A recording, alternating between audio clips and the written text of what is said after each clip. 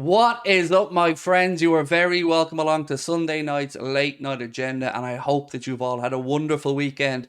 My goal, well, that's to make it a little bit better over the next 8 to 10 minutes, so stick with me as I give you the latest transfer news surrounding Liverpool Football Club. Of course, I want you to let me know your thoughts in the comment section. Drop a like on the video, and if you haven't hit that subscribe button, please do. So look, bit of good news first, at least I hope it's good news. Tomorrow night from 8:30, we will be back live streaming right here on YouTube. It's been a full year since we've done any live streaming whatsoever on this platform. I can't wait to get back to our original home. Hope you guys can join us from tomorrow at 8:30. Everybody will be able to comment. It will be subscriber only chat, meaning all you got to do is hit that subscribe button and you will be free to chat away and join us, and you're all very welcome along. So let's get stuck into it, right? A bit of news first coming from Newcastle.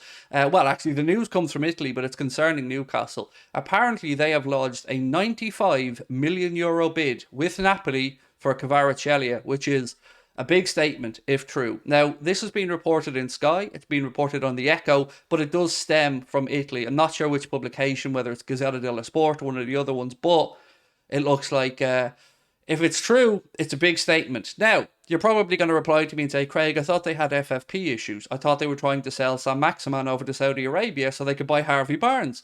That's what I thought as well. So I'm not sure if there's any validity really to this story, but if Newcastle can pull that off, well, that's one hell of a signing. Now, I don't think Newcastle are going to be as big a problem to us this season as they were last season, namely because they have Champions League football to contend with, whereas they just had really one game a week for the majority of last season. So take that with a pinch of salt. Let's wait and see how it develops over the next day or two. But I had to bring it to you because, well, I guess it's news, right? Now, with regards to Liverpool, we've been linked with another outgoing, another sale. This time, the news comes from Spain and El Nacional, who claim that Liverpool would accept around €12 million if they were to sell Thiago Alcantara to Barcelona. I can't say that this is real. I can't, because there's no way Klopp's going to lose Fabinho and Jordan Henderson potentially, as well as Thiago Alcantara. So what I'm going to say to you right now is, get yourself your passport, get yourself a nice comfortable seat in the plane, factor 50, hula skirt, Panama hat. You know where we're going, right? A certain little island off the coast of the Mediterranean. So join with me as we send this rumour right over to Bullshit Island, where it belongs, because there's no way it's going to happen. Liverpool will let Thiago run down his contract and let him leave on a free next summer. We can't afford to lose another senior pro because we'd have no midfielders left at that point who have any experience really. So I think we can safely knock this one on the head. Now, for the good news. Neil Jones has said that Liverpool are certainly considering signing Florentino Luis from Benfica. The big news on this one is that he has a £103 million release clause, and I absolutely do not expect Liverpool to pay that money. But the fact that we're interested is very good news to me. He's played 83 times over the past couple of seasons for Benfica, and he's attracting interest from right across Europe. Many of you guys have said to me in the comment section you'd absolutely love him. And with Fabinho moving on, it kind of made me think, are Liverpool going to just go for a youngster like Lavia? Or are they going to go for Lavia and somebody with a bit of experience? Because I do expect it to be two. At least if Henderson moves on as well as Fabinho, I expect it to be two. So I want to know your thoughts on this one in the comment section. How highly do you rate this guy? The Express have said that he has suitors from right across Europe who are following his trail or keeping track on him. But I just want to know how serious we are and if a bid will be coming, because it will be another big statement from Liverpool. He's 23 years of age. As I said, he's made 86 appearances for Benfica so far and was very impressive last season by all reports. So let's wait and see what happens with this. But I'd love it. I'd love Liverpool to make a statement like that, but for the right player. Now, truthfully, I don't know much about this kid. I don't, but if he's being tracked by clubs across Europe and Jurgen Klopp and George Schmadtke are turning their attention towards him, well, who am I to argue against it? So let's wait and see how that one pans out. But the biggest news of the day really for me came from Melissa Reddy. This is what Melissa's had to say. Liverpool had been assessing longer term candidates to replace Fabinho. Profile might shift as they'll require an immediate starter. Among the names mooted have been Sofian Amrabat, Ryan Gravenberch, Calvin Phillips and Romeo Lavia. Now, of those names, I can understand the Amrabat link, of course. He is more experienced. He is somebody that Jurgen Klopp has looked at before. Gravenberch and Calvin Phillips, I don't want for two different reasons. Firstly, Gravenberch, I'm not convinced of yet, and I don't think many of you guys are as well. And Calvin Phillips, well, we've had it midfielders with a horrendous injury record. We don't need any more. Calvin Phillips is a good, solid pro.